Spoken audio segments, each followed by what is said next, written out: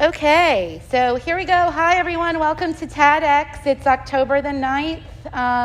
Thanks to everybody who's watching online, either with us or watching it post-production. I'm Tracy Bonner. I'm head of dance. You guys all know that.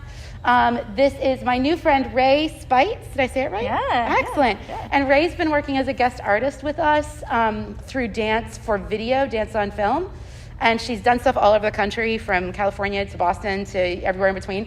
And she's just like super cool and fun, and she has purple hair. So we're really excited to have her here and just get to know a little bit more about how this medium, how dance and film can go together. So I think the best way for us to start, Rhea, is probably for you to just give us a little bit of background on you. Yeah, that sounds great. I started in ballet, which is a lot of structure. Yeah. And a lot of narrative dance and a lot of starting with the music. But I loved movies. Like, I'd stay up all night watching movies after the rest of the family went to sleep. And I would do like school projects every time I had an opportunity. I was like, oh, well, let's do something with video with this. And back then it was like the 80s, so my parents would rent a video camera from the video store down the street. And then when I went to college, I knew I loved art, but I felt like I had a very strong technical background in dance. And I wanted to expand as an art maker. Sure. And my sister let me know, she's like, oh, there's a video artist. He's going to be here for 3 years. You should check him out. So I just checked out the first class that he was offering. Sure. I was like, and so it was a summer class, and it was video production. And where was this? It was at the University of Alabama. Okay. In Tuscaloosa. Okay. And it was all sorts of people were in the class. It was like community people and people from the department and folks who were just interested, folks from art departments, Sure. folks from, if you were interested, then you could take the course. Nice. And then I was just like, oh, it felt a lot like dance. It felt like creating in the way that seemed familiar, but was different. And my dad liked it because he's very practical. Okay. And I was like, Ray, you can't dance forever. Right. You need some other skills. Sure. Yeah. That can support, that still seem interesting to you, but, in case you get injured. Sure. And I was going to film, so I'm taking these film courses, right. And I came from this ballet background, and ballet at the time felt really strict to me. And then I got to these video courses, and my classmates all wanted to make narrative films, which would, I guess, be like the equivalent of the story ballet. Yeah, it's sure. Very narrative, very narrative. But I think because my background was a dance and the logic structure of dance is so different, I was like, oh, we don't have to do it like that. Right. It doesn't have to be like a very strict narrative. Yeah. And my video teacher was like, yes, that's right. And then, so I was very much interested in experimental film, and I started watching movies films by Maya Deren from the 40s, and she had worked with Katherine Dunham. Okay. She worked with a lot of dancers, and she was interested in ritual and magic and creating worlds that were, she was decidedly not a surrealist, but a little more influenced by dream logic. Okay. And that's really kind of the history of film, is a lot of dream logic, and that felt like dance to me. And then I started bringing people from the dance department over to the video department. I'm like, well, let's put it all together. I didn't even know what I was doing. Wow, yeah. You just like, these are the people I want to play with, so I'm going to get them all together. Yes, That's it was awesome. like, projects when I was a kid, like get the neighborhood kids together. Yeah. And I've gone back and forth. Like, sometimes I'm a lot more stage oriented, and Sure. sometimes I'm more video oriented. And mostly, as I've developed as a person, as an artist. As an artist, yeah. I worked a lot more with multimedia projection, video projection, with performance and integrating the two, which feels very, very complicated. Yeah. It's because I'm holding so much space in my head at once. Sure. But yeah, now that we've had this situation that we're currently in, and having stage performance is a little bit more difficult. Sure. Having an audience is a little bit more difficult. I'm focusing a lot more on making video dance, which is really experimental video. Totally. Yeah, non-narrative. Yeah. That's awesome. Well, and that's kind of what she's been doing with our dancers, because for our dancers and our choreographers, this is a brand new field, right? So what was it like to come in with our students? Because they all are going to laugh when I say this, but what was it like to come in with this group of people who were like, we don't know what we're doing, help, like, did you feel like a mother hen, or was it? Oh, it's exciting. Yeah. Because I feel like it's an opportunity to see how different people think about art, and to discover all these new ways of looking at a thing that I've been looking at for a while. Sure. And I have my perspective, but I mean, one of the things I love about teaching is that it's so additive. Like, everybody's got a different background and interests. Sure. And so it makes it fresher for me. It keeps it fresh for me as well. Yeah. And I'm surprised and thrilled to see the way they're diving in and taking chances and risks and just experimenting with so many ideas. Awesome. And I think it's exciting. Yeah. For you guys that don't know, we do like a panel for ACS, and so we have a bunch of professionals kind of give some feedback, and so I'm on that panel, and so that's the first time I see everybody's work, as well as a bunch of other people. And it was so exciting to see the work of the students. They just it was really, I didn't know some of them had the voice that they had, and it was really nice to see that in a medium that maybe hadn't been presented that way before. So as an artist, like, when you started doing these kinds of things and putting these things together, did you discover that you had this new voice? Like, was there something new? Because I think one thing that's challenging during a time like this is we all feel like we can't do what we do. Right. So how do we find that new thing, or what did that feel like for you that allowed you to really take off with it, Yeah. Well, like I said, my background had been ballet. Right. And it was always music first, narrative structure. Right. And then with video, it's like looking into a void. Like, you have nothing to begin with. Right. Which was very overwhelming at first. Yeah. And then it became like really freeing. I mean, for my dance work, even when I wasn't using video, I was starting to cut my own music, doing more like collage work, and the way I thought about choreographing and structuring dances became more dream sequency. Sure. So more segmented, kind of? It could be. I mean, I also liked, there's a lot of complex thought built into making those transitions. To overlapping things and threading them. Okay. Yeah. So I'd build structures and then find the ways at the transitions. Sure. Yeah. Yeah. That would take you through a journey that is not necessarily story based. Sure. And I got into costuming because it was so central to making video work, because the colors that you're wearing and the patterns that happen, they create the space on the frame. Sure. And so I started making my own costumes. I'm building something right now. It's a cocoon made out of plastic bags that I'm just braiding everywhere I go. I'm like, oh, are you using those plastic bags? And it looks like a lot of garbage, but then I get inside of it. Oh my God, this is fantastic.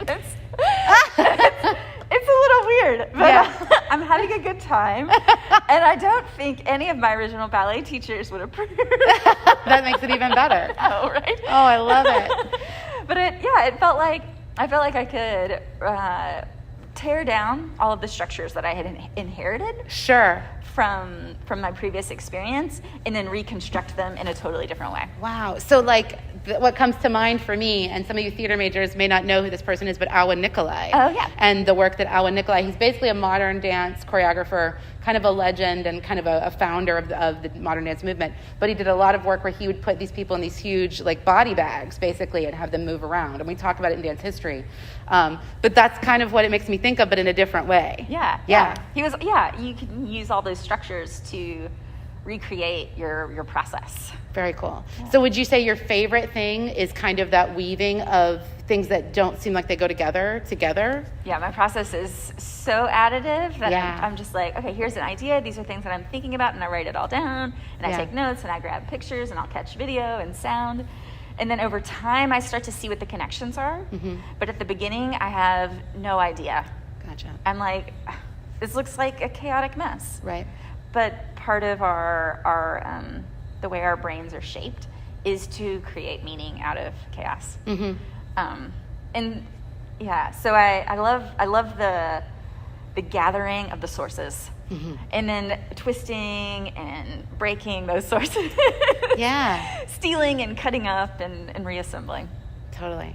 Totally. That sounds so, it's so nice to have you say these things and to remind us that our art is all about, kind of a decentralization, a deconstruction.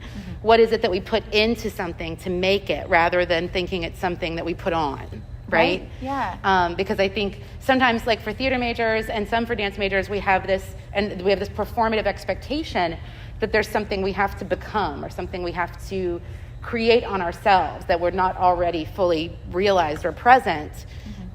That this idea allows us to think of ourselves as constantly in development rather than lacking or having. Yeah. So these ideas of adding things too, that's where it takes me. You guys are probably all like, Tracy, you're such a theater nerd, but I know, I'm sorry. Well, I think a lot about the multiplicity of the self. Yeah. It's like it's easy to think about my relationship with one person and how they see me in one way. And another person sees me in another way. And I also, kind of condense my own thinking about myself sometimes. Sure. But by making art this way, I am constantly reminded that I'm also all these other things. Sure. And I am always changing. Right. And we have to that change is the one thing that never changes. Right. Yeah. Right? Yeah. Yeah, totally. So what's like your favorite gigs that you've done? Like what are some of the cool gigs? I really enjoyed performing. I showed a really esoteric work in New Zealand that I cannot imagine showing anywhere else. Because everybody was it was an undisciplining dance. Oh, wow. So like about taking down our structures and reconstructing them in a different way. And it was a multimedia performance with video. And it was like 30 minutes long. It was a moment. Kabuki is like 4 hours. Yes. Right? But yes. I did feel like it had that moment where you could take a nap and come back and then, follow your own thoughts. And I can't imagine many of my U.S. audiences really digging that. Sure. Yeah. But I loved it. It was great. Totally. Yeah. Totally. Do you feel like the dance and film work, is it more prominent in certain parts of the United States or is it more accepted in other countries? What's your take on the not success rate, that's not what I mean, but the successful acceptance of the art form? I feel like people have been trying to make it work for a long time.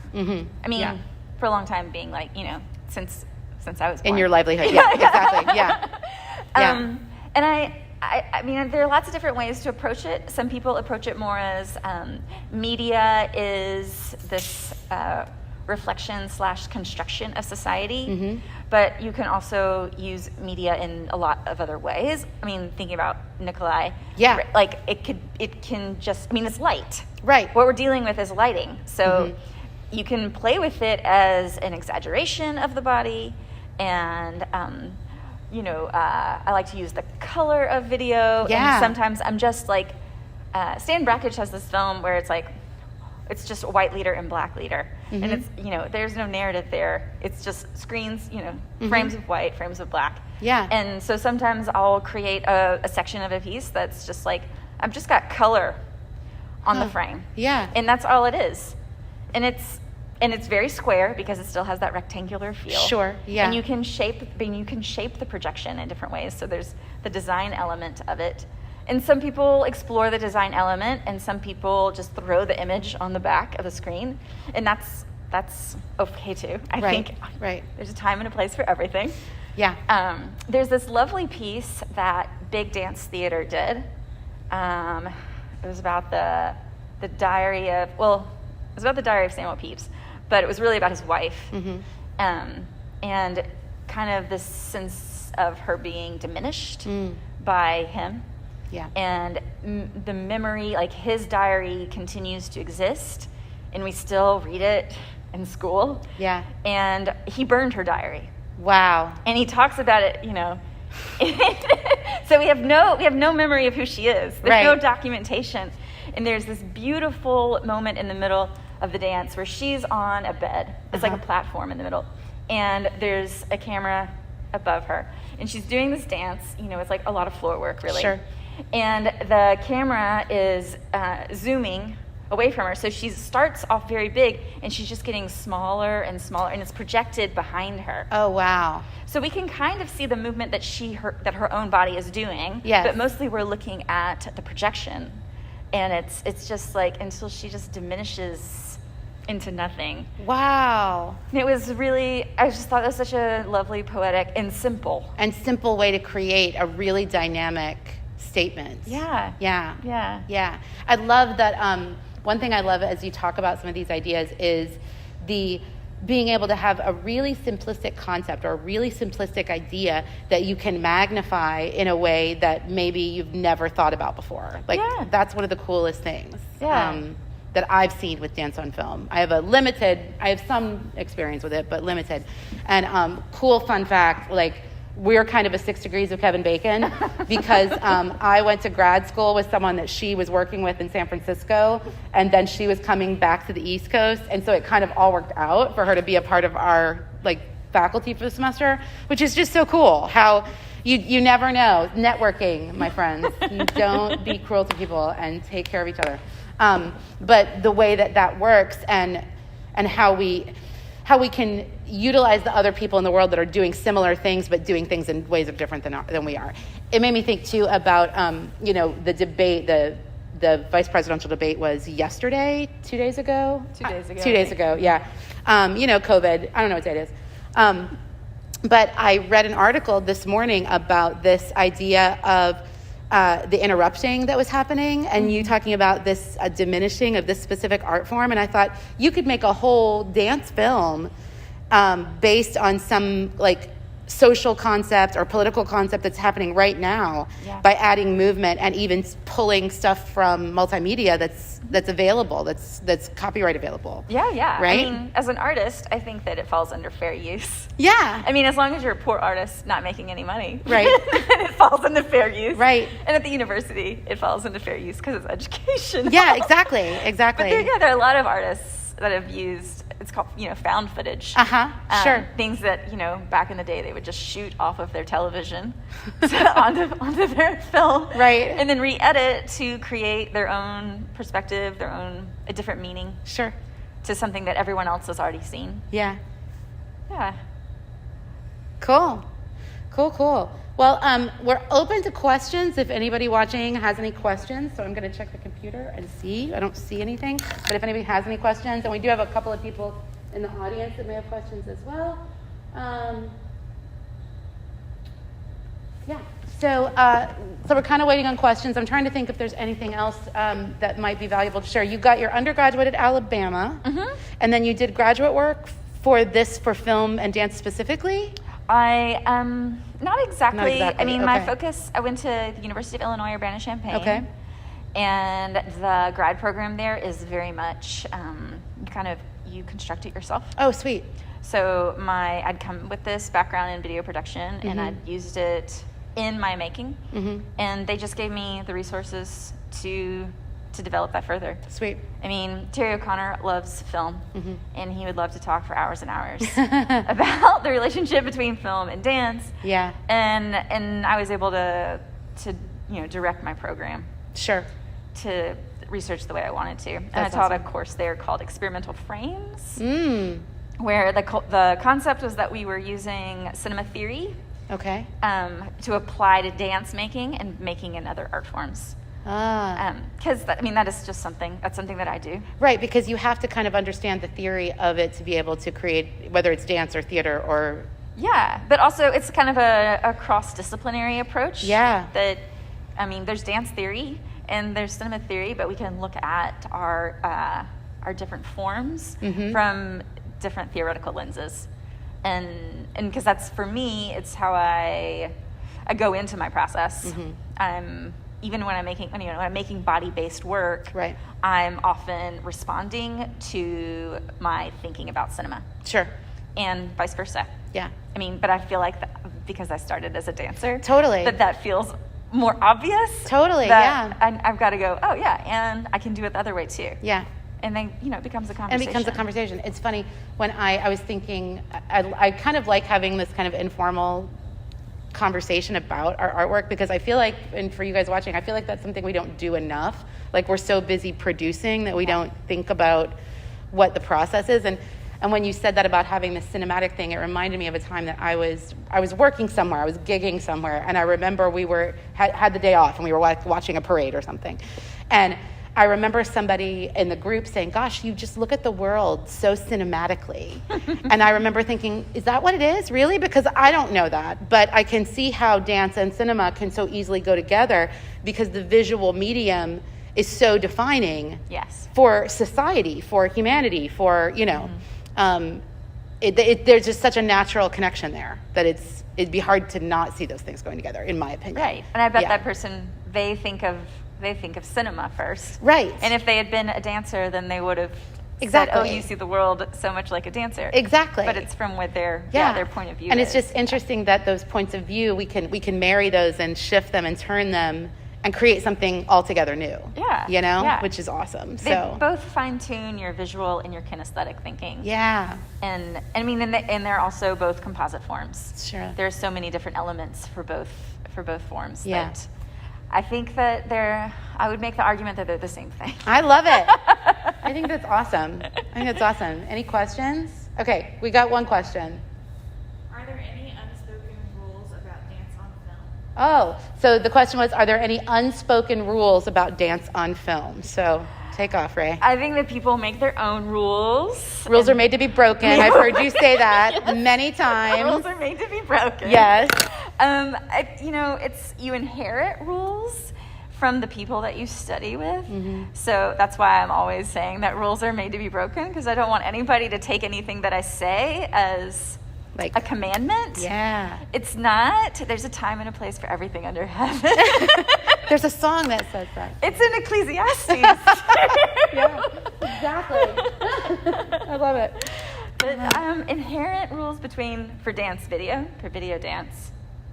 No, I don't even think that. I mean, there are films in the canon of video dance that have no bodies, that have no human bodies in them. Wow.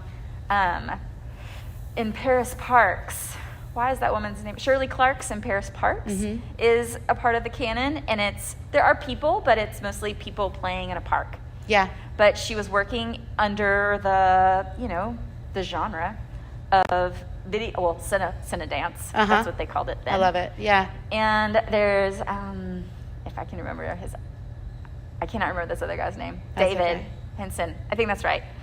He has a piece that's all footage of birds that he edits. I'm imitating birds that he edits together rhythmically.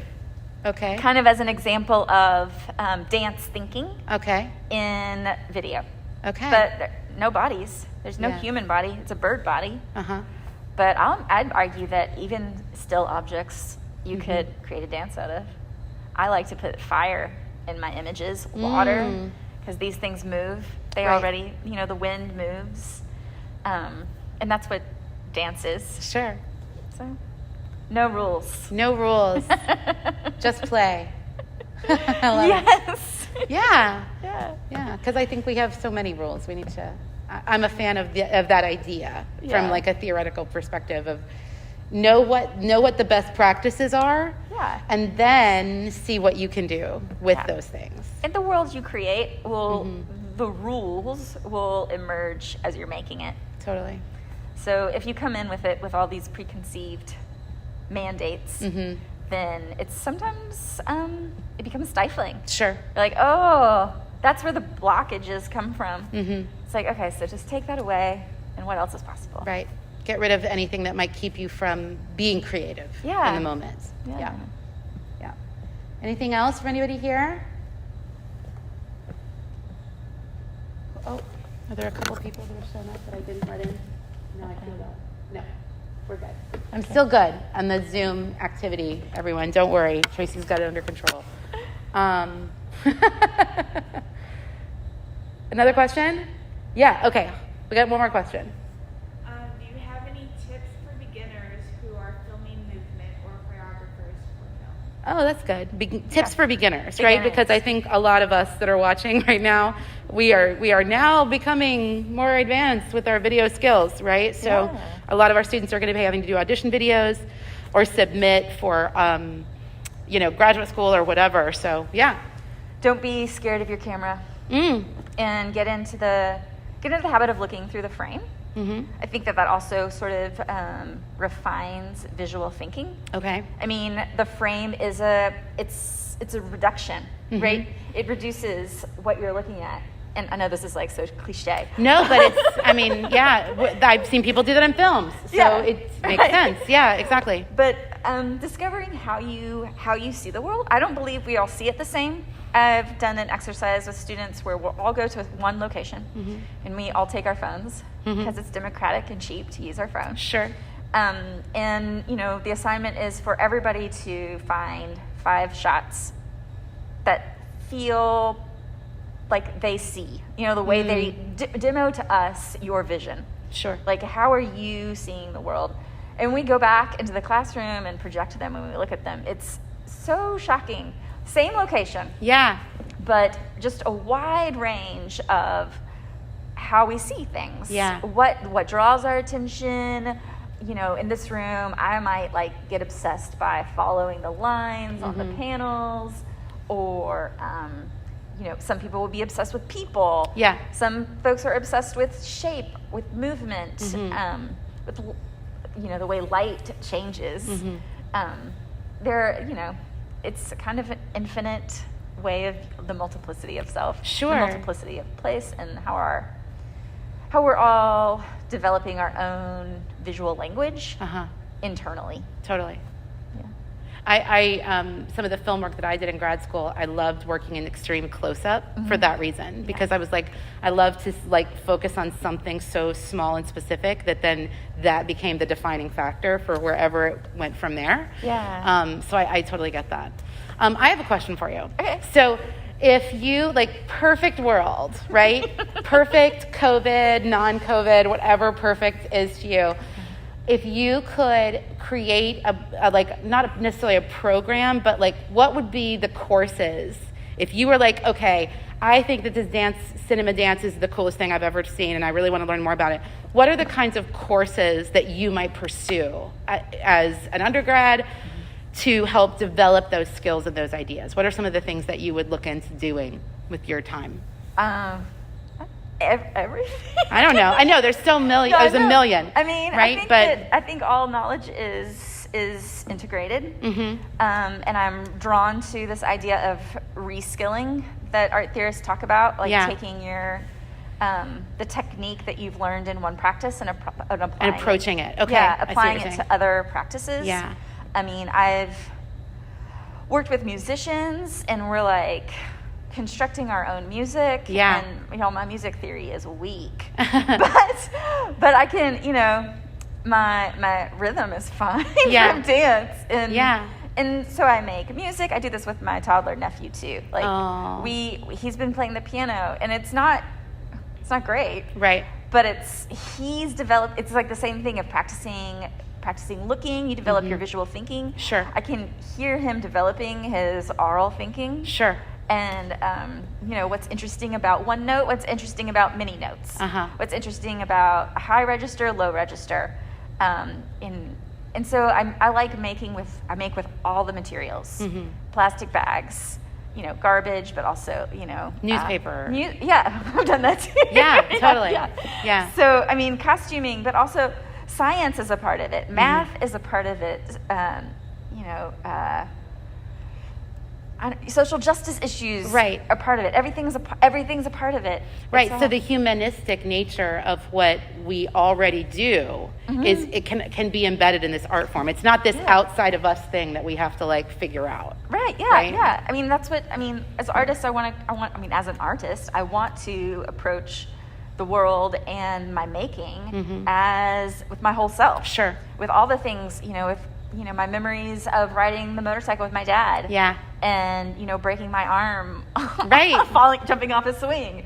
And it's all of those things are a part of me, and so they all continue to exist in the work that I make. So really just having this kind of investigative nature. It's very Montessori. Yeah, it is. It is. It's I feel like we need a sandbox to play in while we're talking, so we can be it's like this. But that doesn't surprise anybody that knows the dance world, because we move to discover. Yeah. We discover in the motion of learning. Yes, absolutely. Or embodied knowledge, as I've started calling it, is this idea of embodied knowledge. So, okay, well, it looks like there is a question. Let's see what it says. What spoken or unspoken conventions in entertainment or education do you believe in subverting through your practices?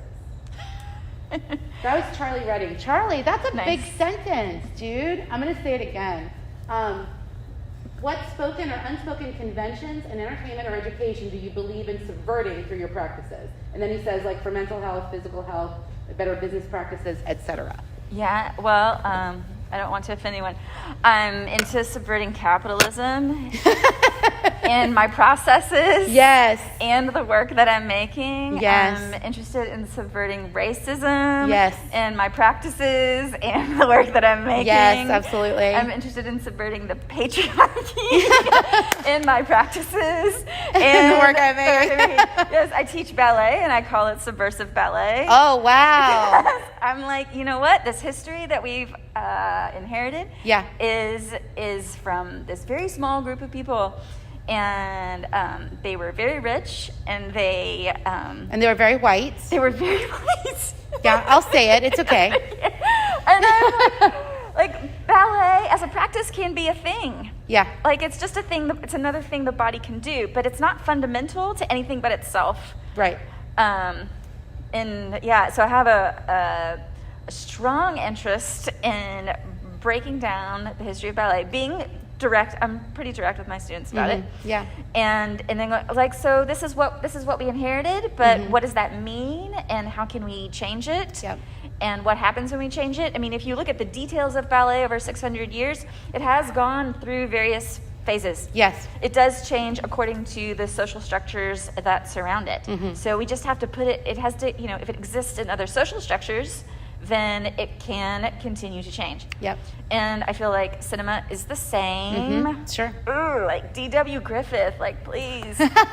Like, we have to see what it is that we inherited from him. Yeah. So that we can stop. Sure. And I, over and over again, I see films where I'm like, oh, women are just pawns in this story. What does it mean that we are then influenced by those, like, even the structure of the image? Yes. Not like, oh, the story has these women who are pawns, but how are they? Laura Mulvey talks about this. She's a film theorist. About, like, how we look at the body. Totally, yeah. How are women shown through the frame? And what does it mean to dissect the body that way? Sure. And, and how many times do we see it more on a female-bodied person than a male-identifying person? Yeah, exactly. Yeah, there's I don't think it's a meme, but it should be a meme, but there's something where Reese Witherspoon started a film company recently, and she talks about part of the reason she wanted to started making film is because she had watched all these films where at some point in the film, the girl went, well, what do we, looked at the guy and said, well, what do we do now? No. And she was like, I am the one that solves all the problems in my house. Like, there's no way that he knows what to do. Yeah. Exactly. Or whatever it was, because she has like a bunch of little kids. But I thought that's so valuable to have that, like, it's true. And it is, we can't, we've said it, we've seen it in presidential races and everywhere else, you can't be what you can't see. Right. And if what's happening in front of you doesn't represent the kind of male, female, race, identity, whatever it is that you represent, if that's not in front of you, then you don't know that that's possible, right? Well, and it's really horrifying, I think, that there's so many films up until very recently where the trans character is the monster. And I'm like, there's old horror films that are like this. You see it in Silence of the Lambs. Yes. And I'm like, why are these the images that we've been fed for so long? Where did the those value systems come from? And how can we how can we subvert them? And how can we subvert? Exactly, because I know that's one thing we talk about in dance, in our dance program, is all genders, bodies, and races are gender dancing bodies and races. Like, dance is for everybody and everybody. Yeah. And that's kind of paramount in the work that we try to do here in dance and theater, or theater and dance. So, anything that we didn't get to today that you think, like, I feel like we've had a great conversation. We did. I hope you guys had fun. I had a good time. Me too. So, I mean, is there anything that you think that would be, is there anything you want to leave us with as we walk away today? Everyone makes practice art making, even if you don't think that you're an artist or whatever, however it is that you're labeling yourself. Yeah. That we're making our world, and that, if we practice creativity, then we're more equipped to make our world, so that it's more livable for everybody. Well said. Thanks. Well said. It's just kind of cool, right? Yeah. If you have any questions, or there's anything that you want to know, or you want to get some information from Ray, we can get you in touch with her. You can email me through NKU. It's just Bonner T2, the letter T, the number 2, just like all of us have that little tag thing at the end of our names.